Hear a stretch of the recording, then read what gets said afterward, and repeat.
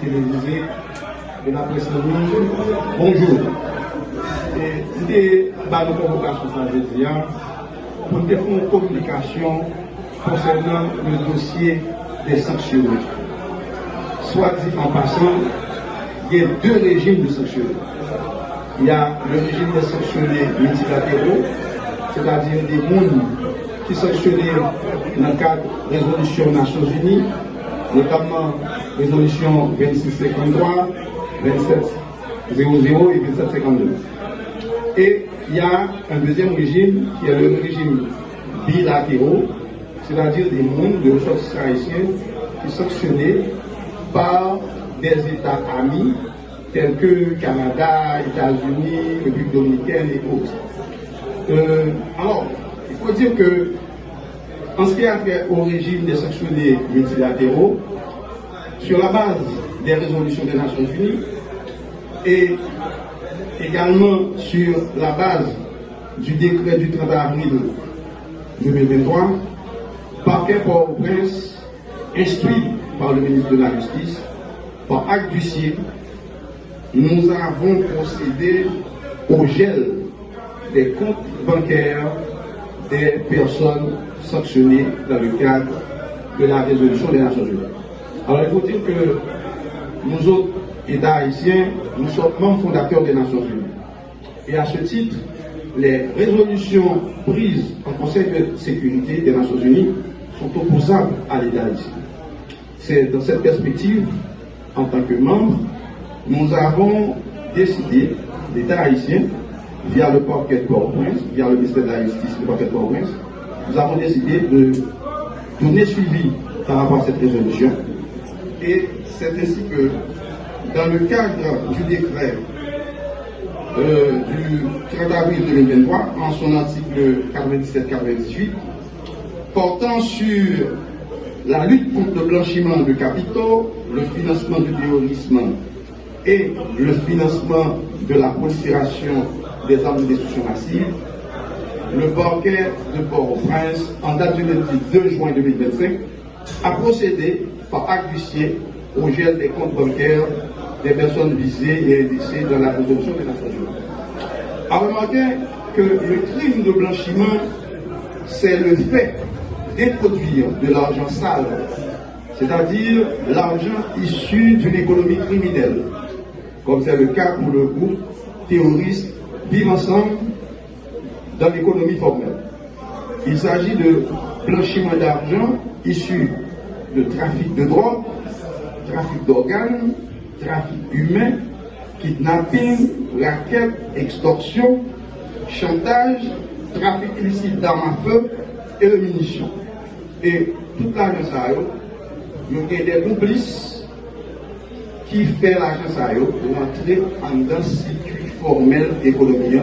C'est ça, en gros, que nous avons appelé blanchiment des avoirs, son définition de bail pour le commun des mortels. Naturellement, il y a une définition qui est beaucoup plus technique.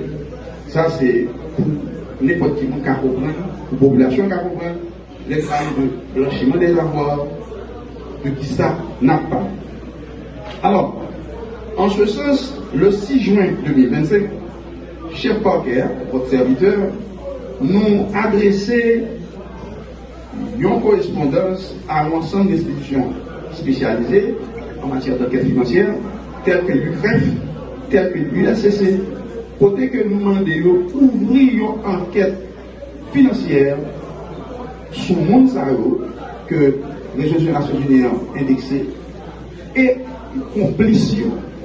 Donc, nous avons demandé pour ouvrir une enquête sur eux et sur complice, pour blanchiment de capitaux, pour financement terrorisme et pour financement et prolifération armes destruction massive. Alors, parallèlement, il y a un régime sanctionné bilatéraux. On a parlé de bilatéral, on a parlé de rapport État avec État. Donc, c'est-à-dire que le rapport Haïti avec les États-Unis, c'est rapport bilatéral en matière de droit international public, en matière de diplomatie. Une formation en matière de droit international, comprendre ça de rapport bilatéral, rapport pays avec pays, alors que lorsque nous dans le cadre d'organisations internationales, telles que Nations Unies, OEA, nous avons un rapport multilatéral. Alors, en ce qui a trait à cette catégorie de sanctionnés, cette catégorie-là, depuis le 21 mars 2025, le pénal international est lancé, l'État haïtien attend avec impatience la réponse des États concernés. Donc, nous autres, chefs du parquet, maîtres de l'action publique, je peux dire subordonnés du ministère de la Justice, nous attendons le suivi de cette entraide pénale pour que nous puissions faire œuvre qui vaille. En résumé, qui ça nous a retenu de communication ça?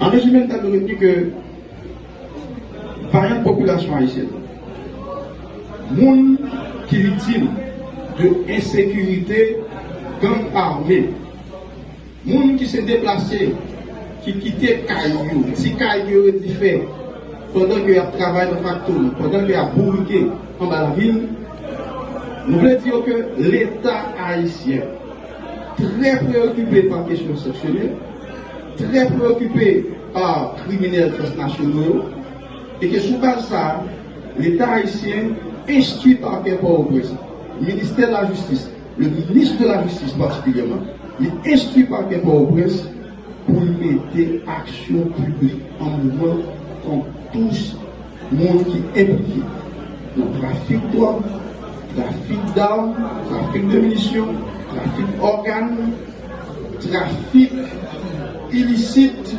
de stupéfiants. À ce titre, le parquet est à pied d'œuvre. Des populations où est la justice, le parquet a travaillé. Merci.